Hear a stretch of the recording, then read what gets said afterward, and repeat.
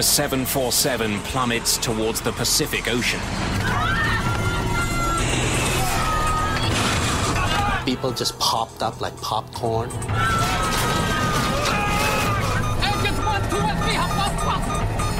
This airplane is totally out of control.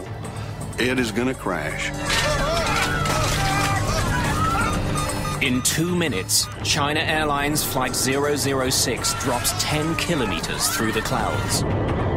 Airspeed 270, 280, 290. The plane begins to tear itself apart as it spirals towards the sea.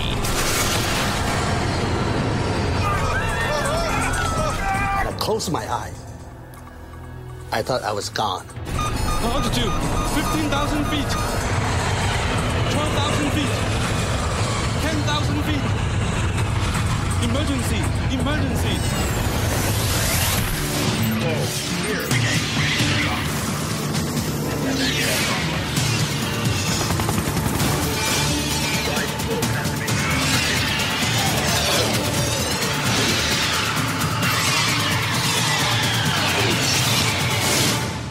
February the 19th, 1985. A China Airlines flight cruises across the Pacific to Los Angeles. At 12,000 meters, it's racing towards the dawn.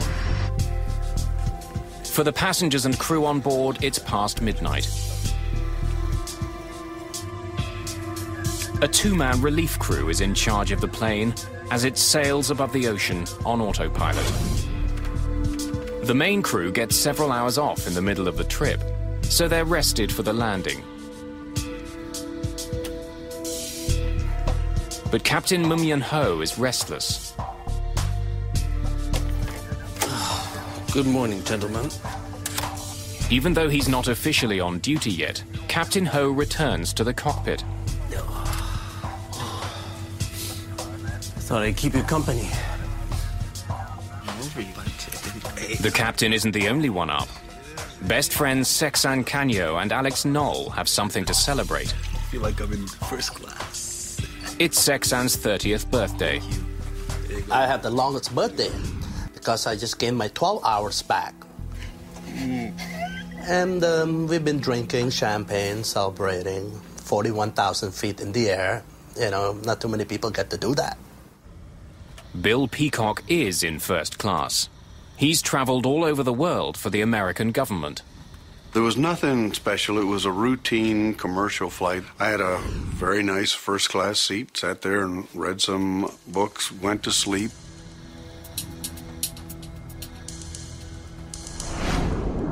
By now, the plane is nearing the coast of California.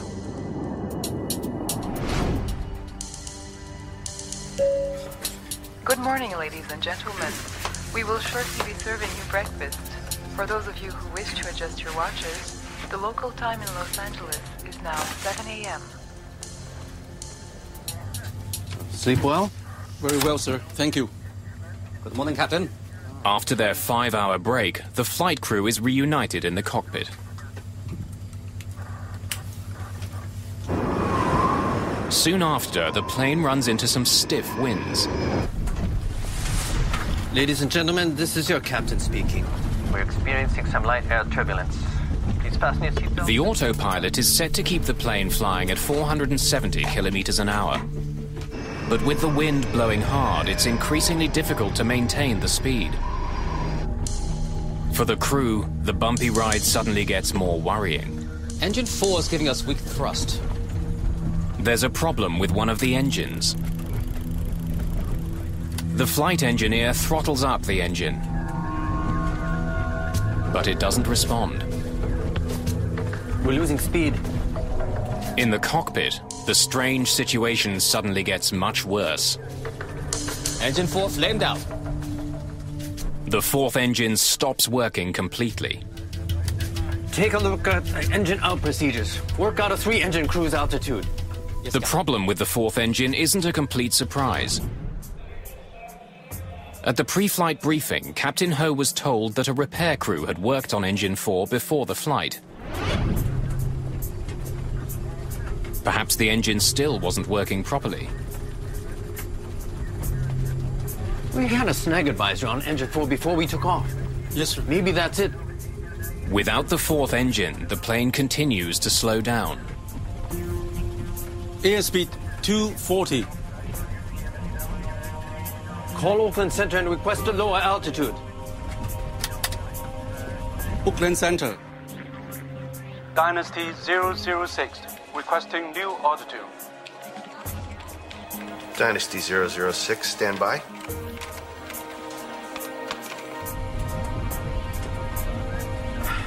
Reignite engine 4. Yes, Captain. At this altitude, there isn't much oxygen, so the chances of a successful relight are slim.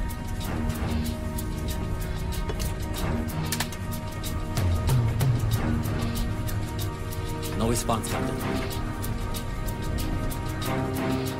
As the crew try to restart their engine, their plane slowly begins to roll to the right. Dynasty 006, you're cleared to flight 240. We're banking right, Captain. Airspeed 230. As the plane continues to turn and slow down, it's in danger of stalling. Altitude hold off. Nose down. Hoping to increase his speed, Captain Ho tries pushing the plane's nose down. Nothing the crew does seems to help. Their jet is banking more and more steeply. Dynasty Flight 006, Oakland Center, how do you hear me? Airspeed 220. We're banking right, Captain. I'm disengaging autopilot.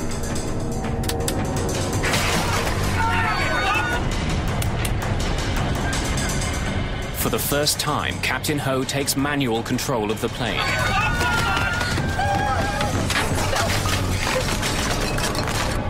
He struggles with the controls, but the plane has veered into thick cloud, and he can't see the horizon as he tries to keep his jet level.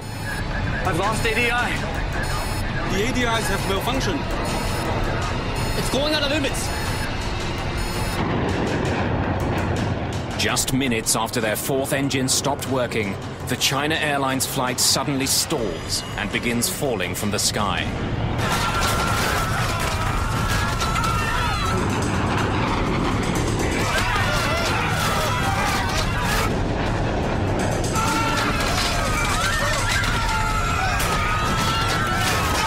People just popped up like popcorn, hitting the cabin, and all the tray was flying. Hot tea, pots, noodles, and all the luggage in the compartment were hitting people. You could hear rivets popping. It sounded like bullets were hitting the outside of the aircraft, which, you know, we're out in the middle of the ocean. Nobody's shooting at us. At that time, we didn't know if we were going to live or die. China Airlines Flight 006 is out of control and hurtling towards the ocean.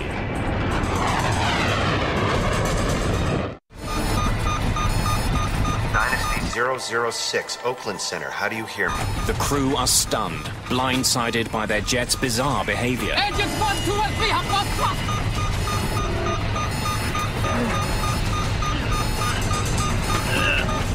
No response, Captain. Dynasty 006, Oakland Center, how do you hear me? Airspeed 270. 280. Dynasty 006, Oakland Center, how do you hear me? Struggling against the plane's wild motion, the flight engineer tries again to restart his fourth engine.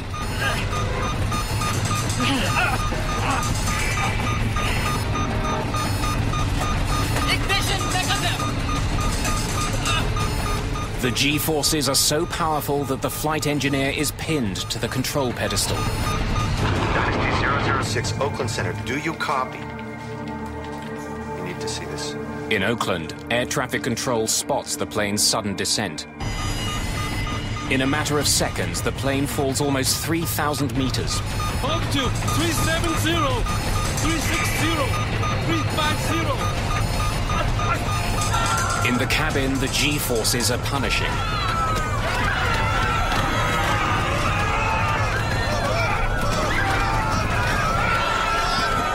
I closed my eye.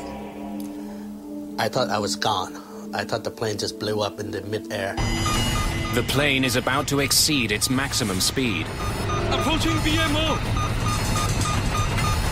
Tumbling madly through the clouds, the 747 finally starts to pull out of its nosedive. As the plane rights itself, the G-forces change direction. The passengers are pressed to the floor, feeling 5 times their normal weight. I remember looking over at this dignified, older Chinese gentleman who was sitting across the aisle from me. And his face was being contorted like this, like he was lying on his side in a wax museum in a fire. I mean, his face was just all contorted. As the crew struggles to regain control of the plane, it begins to slow down. Airspeed 180 knots and falling. Dynasty 006 Oakland Center, how do you read me? Airspeed 140 knots and falling. The jet is still dropping, but not as fast. This could be the crew's chance to regain control. I knew we were really in trouble because G-forces, instead of being horizontal, started moving around to the vertical. So we were being pushed down into our seats instead of sideways.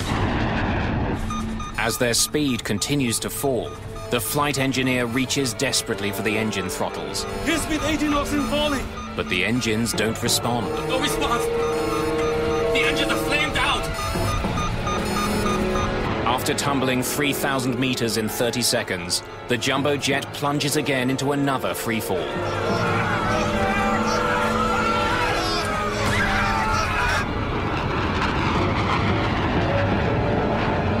And the second time when it went down, this time it's plunge.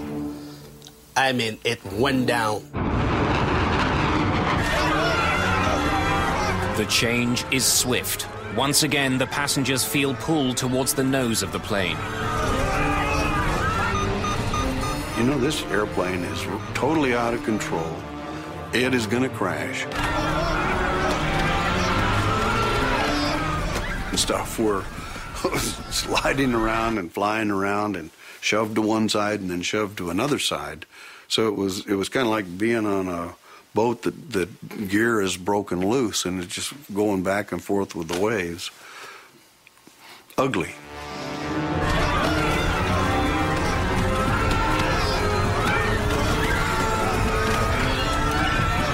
My stomach was up to my throat. You smell people urinating in their pants. I really made peace with the Lord. And I said, to myself, I said, I've really had a wonderful life. If this is the end, I'm ready to do it. Hold 250. Airspeed 290. As the plane spins towards the ocean, the airspeed increases rapidly.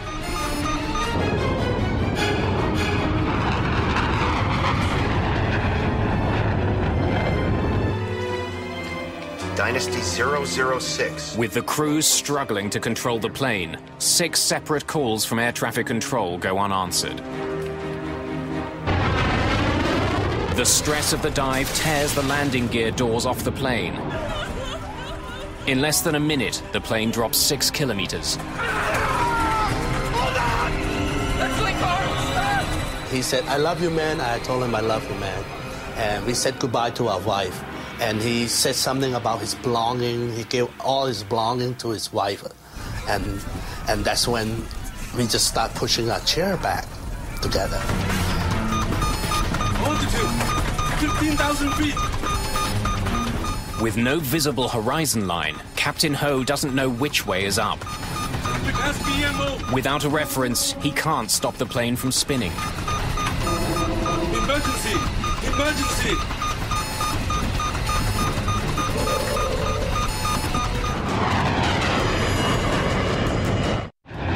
Nearing the end of a trip across the Pacific Ocean, China Airlines Flight 006 falls suddenly from the sky.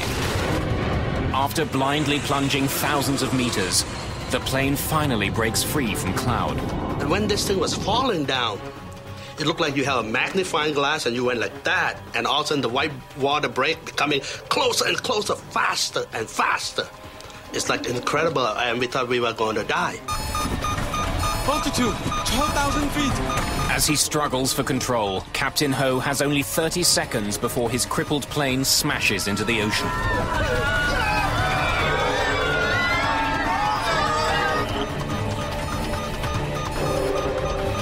I can see the horizon! Altitude, 10,000 feet.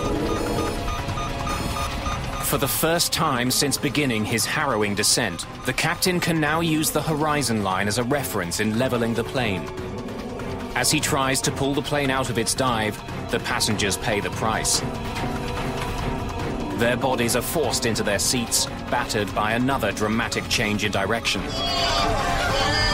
You know, the G-force was so strong, and I weighed 200 pounds, so my weight was almost 1,200 pounds.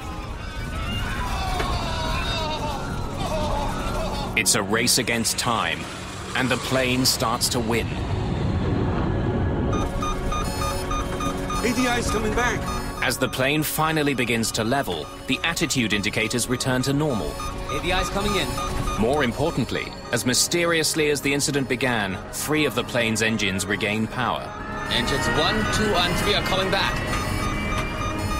Engine 4 still negative. Reignite engine 4. Yes, Captain.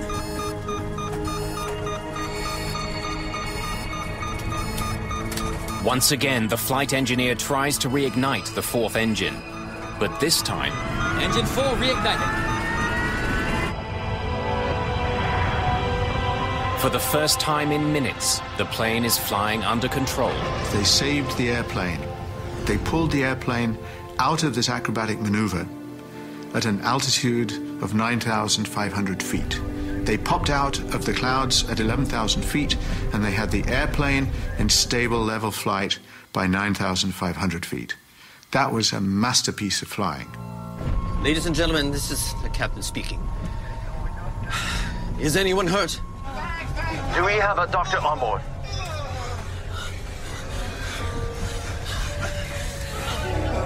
There's a gentleman be sitting behind me, all splattered with blood from hitting the compartment.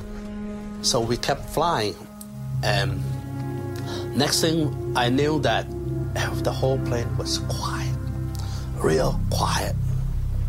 Nobody talked very much. If they talk, we're whispering, because we don't know. We still don't know we're going to live or die. Dynasty 006 fell off my screen, but she's back now. A new controller, Brian Campbell, has taken over control of Dynasty 006. Dynasty 006, Oakland Center, do you hear me? Can you fly the plane? 006, we are flamed out. We are... Emergency. We are 9,000. 9,000. Roger, roger. We have radar contact. Oakland Center, Dynasty 006. We're declaring an emergency. We request a direct route to San Francisco. Well, they cleared all the other airplanes out of the way. They gave him clear runway, so nobody was waiting. Didn't have to wait for anybody else. He went straight in for a landing. Dynasty 006, Oakland Center, you are now cleared. You are free to descend at pilot's discretion. Captain Ho not only has injuries on board, the plane itself has been severely damaged. His rear elevators, which help control the altitude of the plane, don't seem to be working. Without them, landing his jet safely will be extremely difficult. The problem is, it's a very big airplane and it responds very, very slowly, and you just might not do it before you run out of air. You might hit the ocean. What you need is a very cool head. Captain Ho must now land using varying amounts of engine thrust. After pulling the plane out of its terrifying dive, if he makes one mistake, Flight 006 could still end in disaster.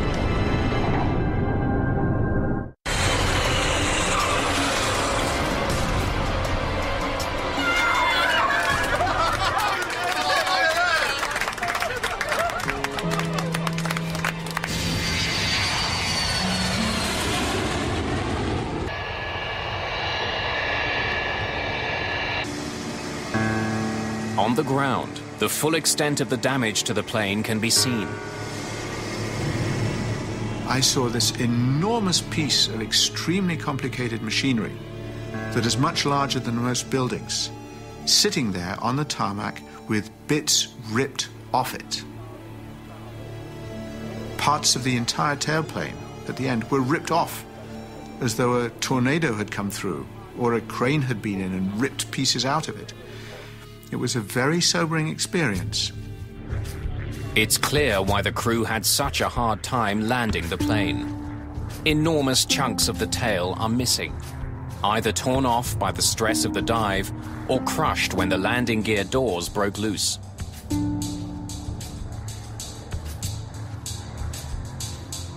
If the damage had been much more severe, the crew wouldn't have been able to regain control of their jet. 24 passengers have minor injuries. Only one requires hospitalization, but is soon released. A near disaster was avoided. But what had gone wrong in the first place?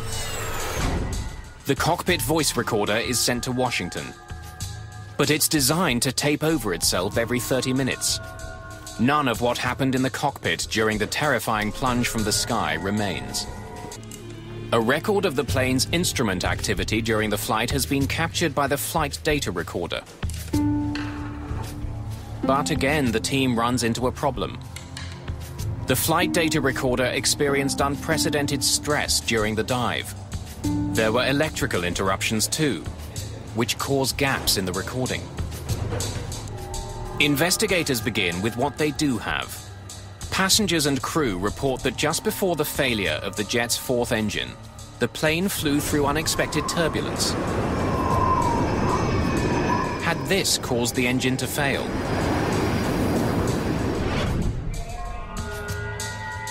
Satellite weather maps reveal that there was indeed heavy air turbulence over the Pacific.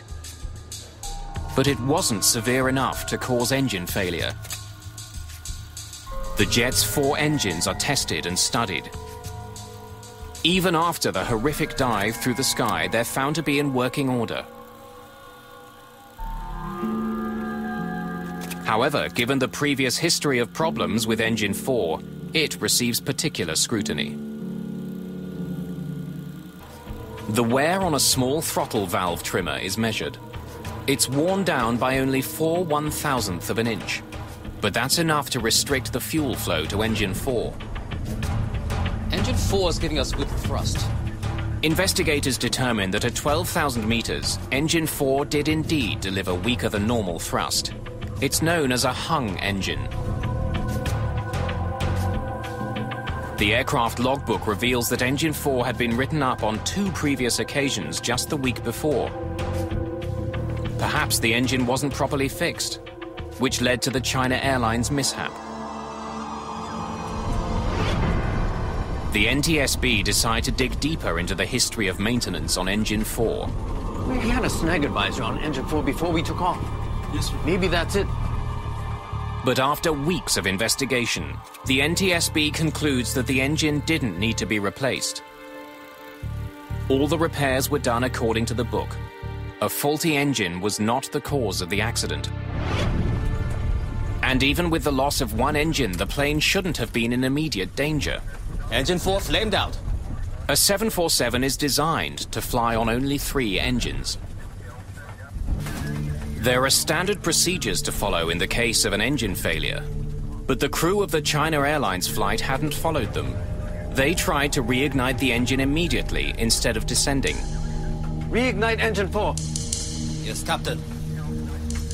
They attempted a restart, much too high. You are supposed to attempt to restart an engine only below 30,000 feet. They were at 41,000. What is a little curious to me is why they didn't use the normal relight procedure. They were starting to try to relight the engine at altitude, and that would likely not relight. No response, Captain. It's a mistake, but it shouldn't have led to the plane spiraling out of control. So how had a manageable problem turned into a near disaster? I've lost ADI. The ADIs have malfunctioned. It's going out of limits. To get more information on what was happening in the cockpit, investigators interview the flight crew. I heard the captain report the ADI was lost. And then I saw the standby ADI was also going out of limits. The crew tell investigators that their ADIs, which measure how level the plane is, weren't working. They could have said, this can't possibly be right. And looking at their indicators, can't possibly be right, and therefore they must have failed. The attitude indicator had indicated a position so implausible that it looked like it had to be a failed instrument. This couldn't be what the plane was really doing. But in fact, when the ADIs are studied by the NTSB, they're all found to be perfectly normal. When we started banking right, engine 4 was already flamed out. We started to descend faster, and engines 1, 2, and 3 also failed. Engines 1, 2, and 3 have lost thrust! NTSB investigators are even more confused when the crew tells them that all of their engines had failed. No response, Captain! With the exception of engine 4, the flight data recorder indicates that the other 3 engines were working the entire flight. Ignition negative! If the engines had all failed, there would have been a host of other problems, such as cabin depressurization. But that didn't happen. Engines 1, 2, and 3 are coming back. Finally, when we descended lower in altitude, 1, 2, and 3 came back. And we were able to reignite engine number 4. Engine 4 reignited. At the end of the dive, the crew had the plane under full power. It was a remarkable recovery. But to investigators, it's a puzzle. The story the crew is telling doesn't match up with the evidence they've uncovered. When the work is complete, there's only one conclusion. Apart from a problem with a small valve, there was nothing wrong with the 747 before it plunged from the sky. In fact, it was the crew that made a series of fateful decisions that almost crashed the plane.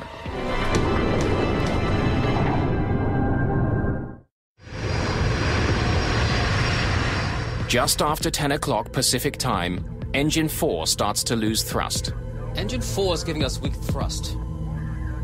The flight engineer struggles to fix the problem. But investigators discover that he doesn't take one of the most basic steps he should have.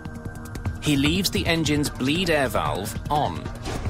The bleed air valve takes air generated by the engine to help cool the plane. When an engine isn't working properly, the valve is supposed to be closed, so the engine can use all available air to restart. Unwittingly, the flight engineer has started a ticking clock. Engine 4 is slowly losing its ability to stay lit. We're losing speed. With more engine power on the left wing than the right, the China Airlines flight begins turning. In order to keep it from turning to the right, the proper thing to do would have been to step on the rudder. That would have produced a twisting force, so to speak, that would have overcome the imbalance of the engines. But instead of adjusting the rudder himself, Captain Ho continues to let the autopilot fly the jet. The autopilot is designed not to move the rudder. The autopilot can adjust the ailerons and spoilers on the plane's wings, but these flaps aren't strong enough to overcome the imbalance that the plane is experiencing. Without the help of the rudder, the plane's turn becomes steeper and steeper. Investigators discover that after losing power to his 4th engine, Captain Ho continues to leave the autopilot on. He doesn't take complete control of the plane. He doesn't adjust the plane's rudder with his left foot. Airspeed 240. The plane enters a critical moment. It's about to flip on its side and enter a nosedive. The NTSB believes that the captain was concentrating on his airspeed indicator, but seemingly fails to notice the instrument directly beside it, his attitude indicator. This instrument would have warned him that his plane was starting to roll alarmingly to the right. During the plane's nosedive, it flies through thick cloud. With no visual horizon as a reference, the flight crew must trust their instruments to level the plane. I've lost ADI. Instead, what investigators believe happened is that the crew became spatially disoriented. They decided that their instruments were failing. They simply didn't believe what they were seeing, and they thought they had lost their attitude instruments. They hadn't lost their attitude instruments. The airplane was, in fact, embarking on an aerobatic maneuver. The most probable reason for all three crew members believing something so unlikely as that all attitude indicators could malfunction in the same way at the same time is that the way in which they malfunctioned was so unexpected and strange that it didn't seem to correspond to any possible thing that the airplane could be doing. The airplane had, in fact, rolled over on its back and gone into a vertical dive, and that's something that Boeing 747s don't typically do. As the plane begins tumbling towards the ocean, another critical lapse in judgment occurs. Standby ADI was also going out of limits. I tried to restart. During interviews, the flight engineer told the NTSB that all three of the plane's working engines failed. We started to descend faster, and engines 1, 2, and 3 also failed. But the flight data recorder shows that, in fact, they were still working. In the heat of the crisis, the engineer had made an enormous mistake. Engines 1, 2, and 3 have lost thrust. The investigation reveals that as the plane fell, the thrust in each engine was indeed reduced dramatically. But the cause wasn't engine trouble. The engine throttles had been lowered to idle in an attempt to slow the furious fall of the jet. It was something the engineer missed in the chaos of the dive. You can understand why the flight engineer might have been confused about this situation if he had not seen the captain pull the power to idle on the engines. He would reasonably assume that the fact that they went to idle was a problem rather than intentional. Investigators also believe that they know why the engines didn't give the crew more power when the engineer tried to throttle them up. The cold temperatures at 9,000 meters would stop them from responding quickly. No response, Captain! But in the heat of the moment, the engineer could have taken their slow response as another indication that they failed. The NTSB discovers that indeed gauges in the generator panel behind the engineer showed that the three engines were still firing. Ignition negative! But the gravitational force became so powerful, the engineer couldn't look back.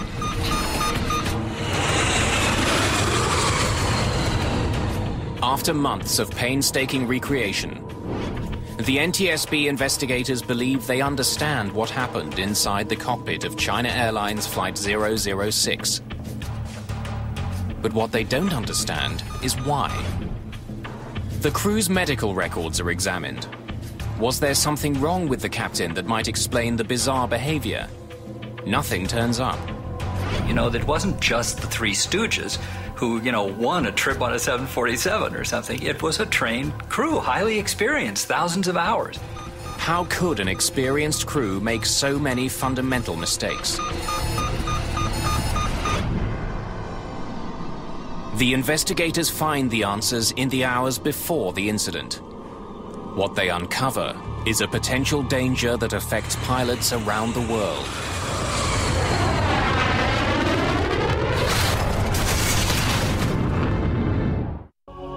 The NTSB team decides to examine all of the factors affecting human behavior, including a new field of research.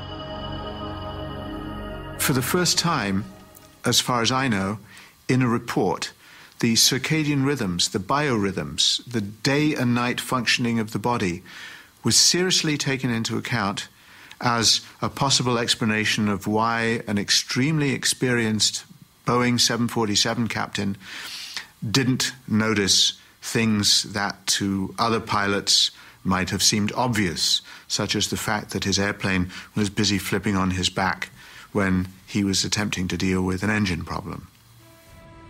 Although Captain Ho had the required 15 hours off duty before flying that day, the NTSB investigators take a closer look at the captain's schedule before the night of the flight. I do not think I was fatigued.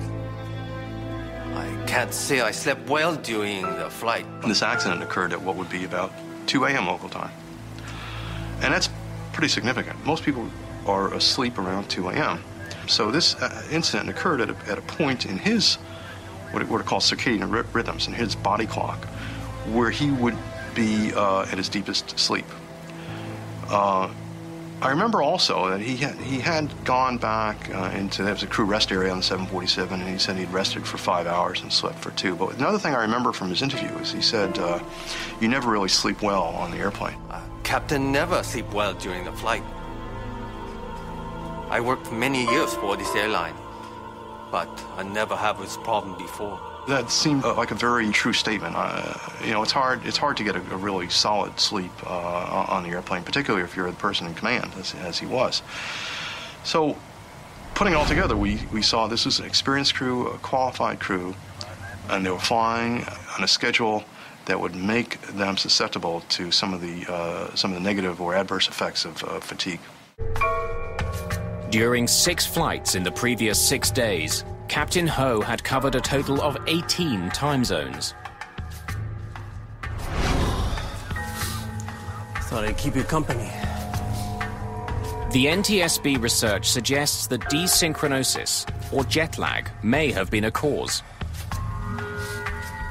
And I think all these factors certainly would have contributed to his being performing at less than his full potential at the time. Investigators also take a closer look at the very machinery that is supposed to make long-distance flying easier. Take a look at engine out procedures. Work out a 3-engine cruise altitude. Yes, Captain. We have people in the front of airplanes because we believe that in circumstances which nobody has foreseen, the human being in the front of the airplane can react creatively, can solve a problem that nobody has thought about before in real time. And automation can't solve problems that nobody has thought about before in real time in quite the same way. The NTSB concludes that possibly fatigued from air travel and bored by the monotony of his tasks. We're banking right, Captain. I'm disengaging autopilot. The captain relied on his autopilot for too long.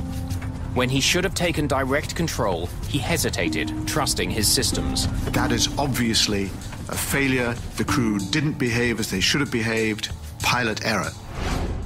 As a result of the China Airlines near mishap and other incidents around the same time, aircraft manufacturers began to rethink the design of their automated systems. The idea of the automation is that it's going to help the human do the human's job. It's going to help the human take the airplane from the gate to the gate at the other end, and it's going to help along the way. Boeing makes use of this particular incident to say we still want the crew to have full authority so that they can move the controls as far as it's physically possible to move them and to manage the airplane, even if it may bend the airplane. It is better to do that than to restrict the pilot's authority and then have him guess whether or not he's in charge or the computer's in charge. Whatever mistakes the flight crew made that day, they did succeed in their ultimate task. They flew the airplane well. They did an excellent job with the approach afterward. They were careful with the airplane. They knew the airplane had been damaged. They didn't know the severity of it. They were gentle with the maneuvering and yet tested enough to make sure that they wouldn't get themselves in further trouble as they made the approach to landing. The one big thing they did right, and one only ever needs to do one big thing, is they saved the airplane. And in principle, that's all you ever need to do right when something happens to your airplane. You need to save the airplane and you need to save the passengers, and that's what they did.